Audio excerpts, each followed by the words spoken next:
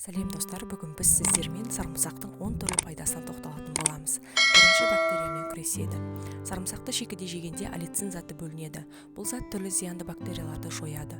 Сондай-ақ антисептикалық, яғни залалсыздандыру қабілетіне ие.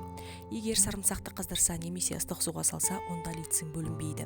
Ас мәзіріне шикі сарымсақты қоссаңыз, ағзаңызды өкпе құрты, дизентерия, канидоз бен герпес ауруларын тудыратын түрлі бактериялардан қорғайсыз.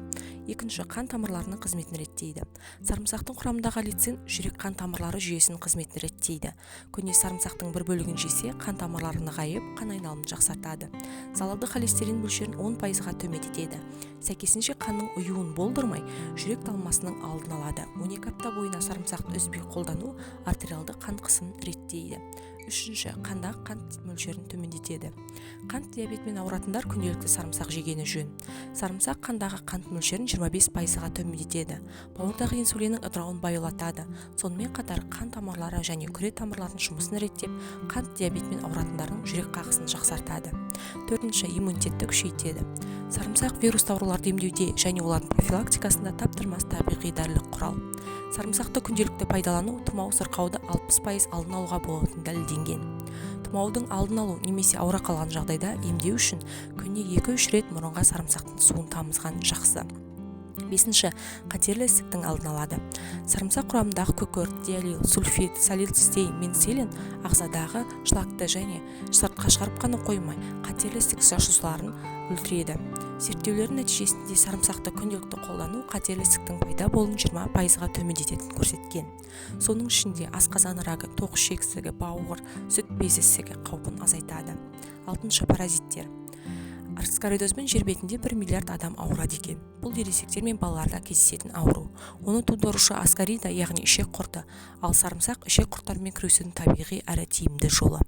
Сарымсақты шикі жеген жөн. Немесе 200 мл сүтке бір бөлек сарымсақ салып, әбден жұмсарғанша қайнатыңыз. Жылы күйінде сүзіп алып, клизма жасау керек. Клизманы 1 апта күнделікті жатар алдында жасаған дұрыс. Жетінші, ас қорыту. Сарымсақ ас ішек жолдарына өте пайдалы. Оны күнделікті пайдалану асқазан сөлінің бөлінуін және темірдің дұрыс сіңуіне көмектеседі. Және ас қорыту процесін жақсартады. Қарынның жұмысын реттейді, ішек жұмысын жақсартады, тәбетті көтереді. Алайда асқазан ойық жарасы және басқа да ауруларын асқыну кезінде сарымсақты қолданбаған абзал. Сегізінші, буын аурулары. Сарымсақтың аяқ-қол буындары үшін пайдасы зор. Тұз жиналуының алдын алуға болады. Зақымданған буынның тіндерін қалпына келтіреді.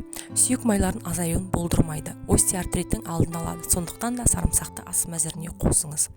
Тоғызыншы, теріні қалыпқа келтіреді. Сарымсақтың құрамындағы дәрумендер теріді серпінді етеді. Безеудің пайда болуын азайтады. Әжемнің бет терісінің қартаюын алдын алады. Бұл үшін сарымсақтың жасалған маска жасау міндетті емес.